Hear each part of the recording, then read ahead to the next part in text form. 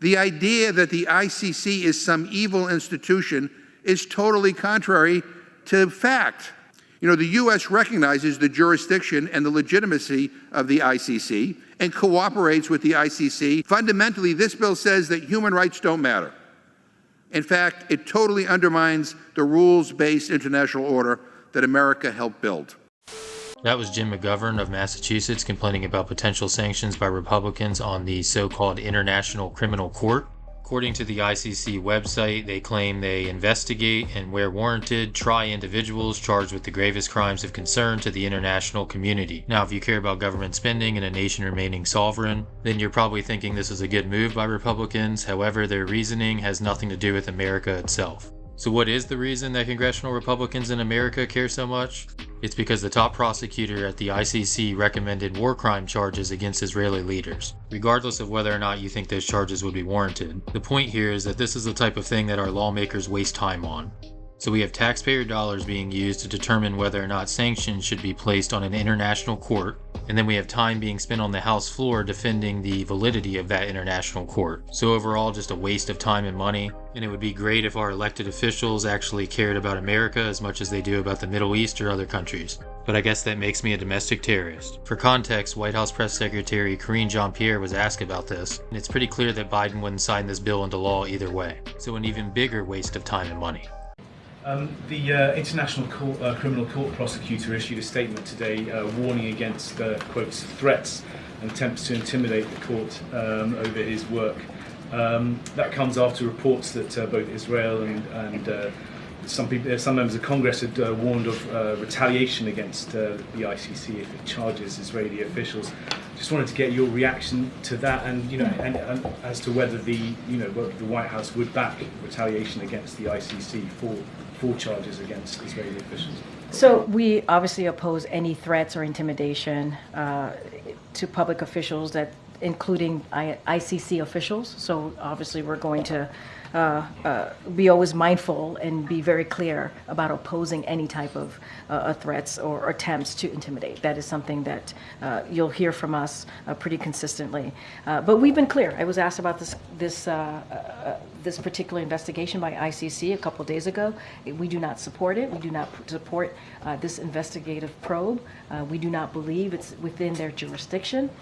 We've been very clear about that, and that obviously still remains. I'm going to be you're asking me about what could be next, and if we would weigh in if they were to move forward. I'm not going to get into hypotheticals from here, but we've been very clear. We oppose this investigation, and we do not believe it's within their jurisdiction. If you would like to hear McGovern's full comments, I'm getting ready to play those. Before that, let's take a look at his recent voting record to give you an idea of where his priorities are as a lawmaker. You can see his no votes on the central bank digital currency bills, as well as the bill preventing non-citizens from voting in DC elections.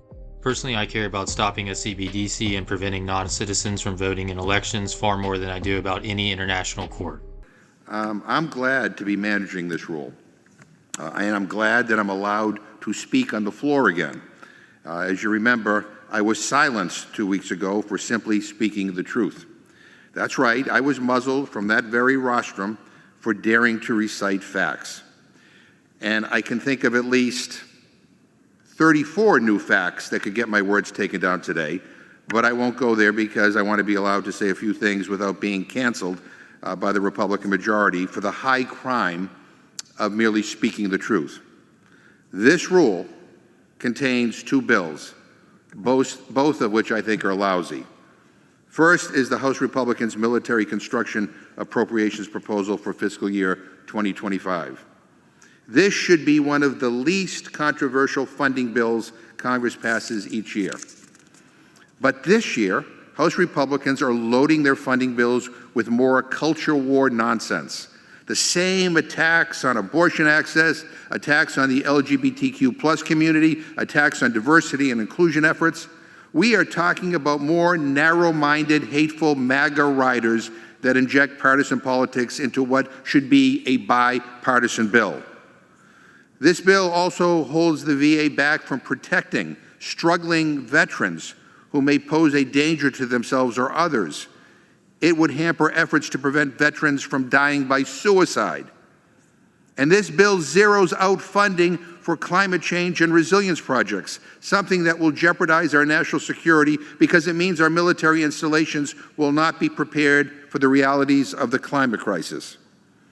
And at the end of the day, this funding bill is full of poison pills that endanger our national security and threaten the quality of life for veterans, those who serve, and their families.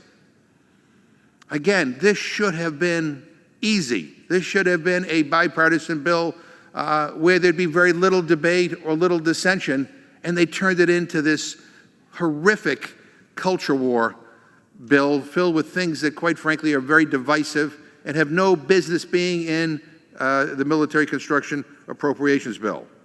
Second on the agenda is H.R. 8282, a bill that imposes sanctions on the good people who work for the International Criminal Court and their families. Now, I know members have a variety of thoughts on this measure, but frankly, I think this is a bad bill.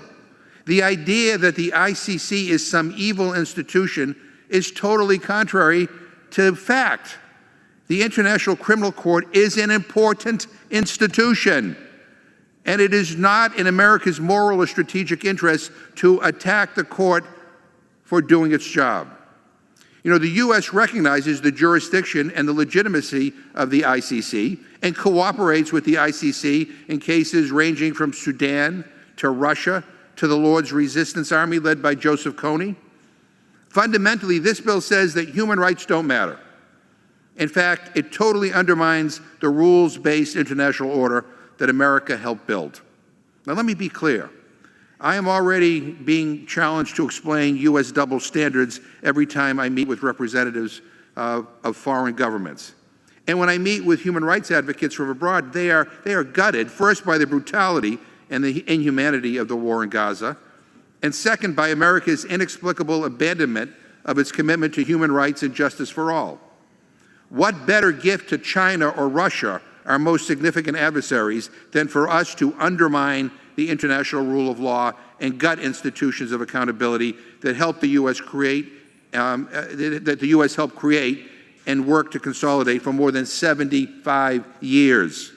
What better gift than to say, yes, it's just fine to ignore or redefine human rights and international humanitarian law for reasons of political convenience.